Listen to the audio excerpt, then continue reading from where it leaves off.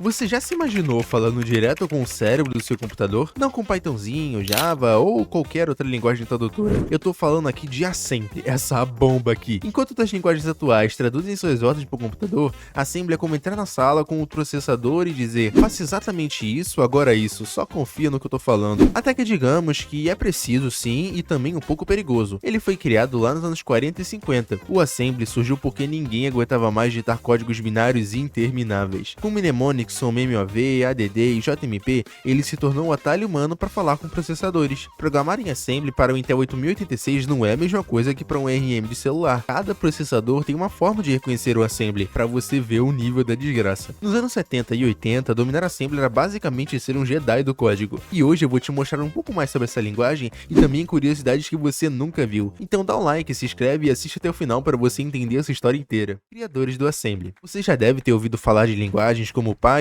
Java e pensado: alguém inventou isso aqui porque precisava ou só porque estava entediado mesmo. Mas Assembly é outra história. Ela não nasceu de uma ideia de um único gênio, nem surgiu em uma garagem com café e pizza. Na verdade, Assembly é mais como uma criança que foi criada por uma vila inteira de cientistas, cada um contribuindo com uma peça para que ela pudesse falar diretamente com o coração do computador. Para você ter uma ideia, vamos falar sobre alguns desses pais e mães que ajudaram a moldar essa bomba. Primeiro a gente tem a Kathleen Booth. Bom, vamos começar com ela, que já é uma das figuras mais importantes no desenvolvimento do Assembly. Nos anos 40, ela estava envolvida em pesquisas sobre computadores eletromecânicos na Universidade de Londres. Seu grande feito foi criar os primeiros assemblers, os programas que traduzem Assembly em código de máquina. Nathaniel Rochester. Enquanto Kathleen construía os primeiros tradutores, Nathaniel Rochester estava na IBM trabalhando no IBM 701, um dos primeiros computadores comerciais. Ele ajudou a desenvolver sistemas que usavam Assembly para instruir o computador, tornando as máquinas mais rápidas e confiáveis. Rochester não só escrevia aquele códigozinho,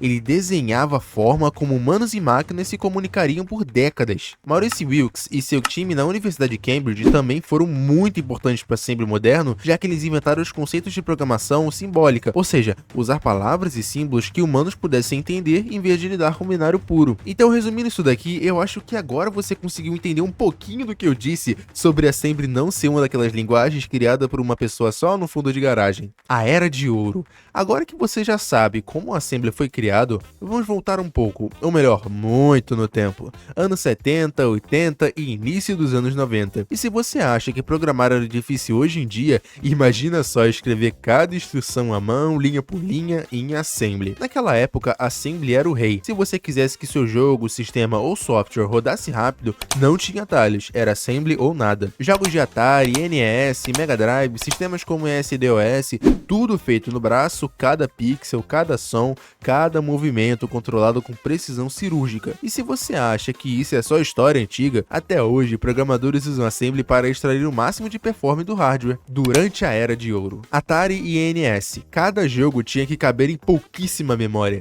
então cada linha de Assembly era pensada para economizar espaços e ciclos do processador. MS-DOS, sistemas inteiros eram escritos em Assembly para rodar rápido em hardware limitado. Doom, 1993, grande parte em C, mas os trechos críticos foram feitos em Assembly para otimizar gráficos e som. Sim, até um dos jogos mais famosos da história dependia de Assembly para renderizar tudo sem travar. Se você quisesse velocidade máxima, não tinha escolha. Cada ciclo de clock contava. E essa Era de Ouro não era só sobre jogos comerciais. Comunidades chamadas Demonstrances surgiram, onde programadores criavam demos gráficas e músicas quase impossíveis de rodar no hardware na época. Grupos como The Future Crew e Triton se tornaram lendários por abusar do Assembly. E esses programadores não faziam apenas o código funcionar, eles criavam a verdadeira arte. Os caras tiravam efeitos de som e gráficos que pareciam impossíveis. E bem, eu tinha prometido que ia revelar curiosidades que você provavelmente não sabia, então chegamos no momento certo. Mas antes de continuar, se você chegou até aqui, comenta aí: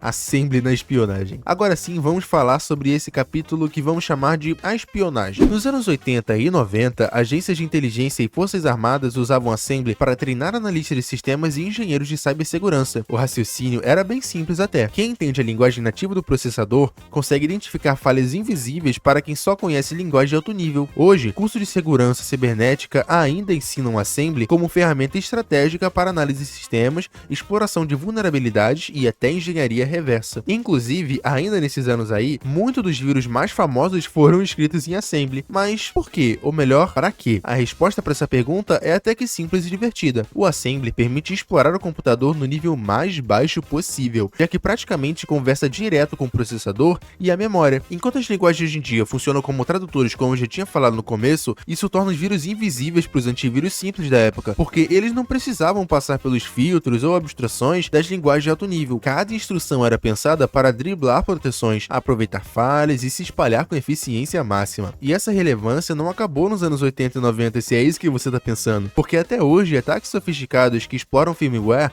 BIOS ou sistemas embarcados, ou seja, o coração do hardware, ainda dependem de assembly. Isso significa que mesmo nos computadores modernos, conhecimento dessa linguagem é a chave para entender vulnerabilidades que a maioria dos programadores nem percebe existir. Um dos exemplos mais clássicos é o Brain, criado em 1986 pelos irmãos Basit e Amjad Farooq Alvi, do Paquistão. Ele é considerado o primeiro vírus de computador para PCs IBM compatíveis. O Brain infectava disquetes e se escondia no setor de boot, ou seja, antes mesmo do sistema operacional ser carregado. E adivinha só o que acontecia? Ele foi escrito totalmente em assembly. Pois é, isso permitia que ele executasse seu código com extrema eficiência e permanecesse invisível para softwares da época. O Brain não tinha o objetivo de destruir dados, mas ele exibiu o poder do assembly. Cada instrução era calculada para manipular o hardware diretamente, testar limites do sistema e se propagar sem ser detectado. Outro exemplo famoso é o SIH, também chamado de Chernobyl, em 1998. Esse vírus atacava o Windows 95 e 98 e podia apagar a BIOS do seu computador,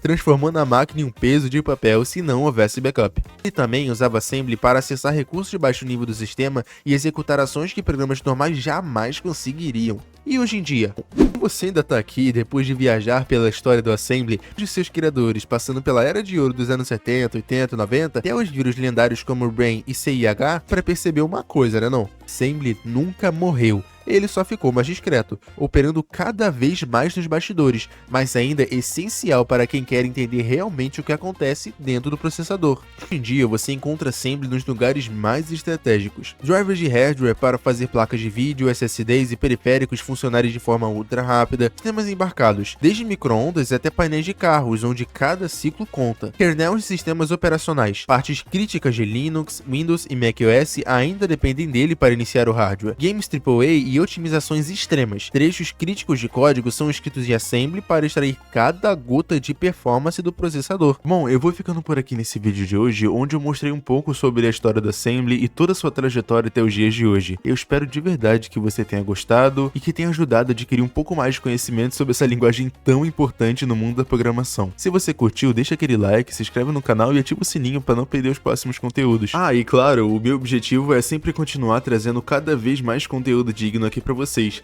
Se quiserem que eu traga algum conteúdo específico, é só deixar nos comentários. Mas é isso, valeu e até a próxima.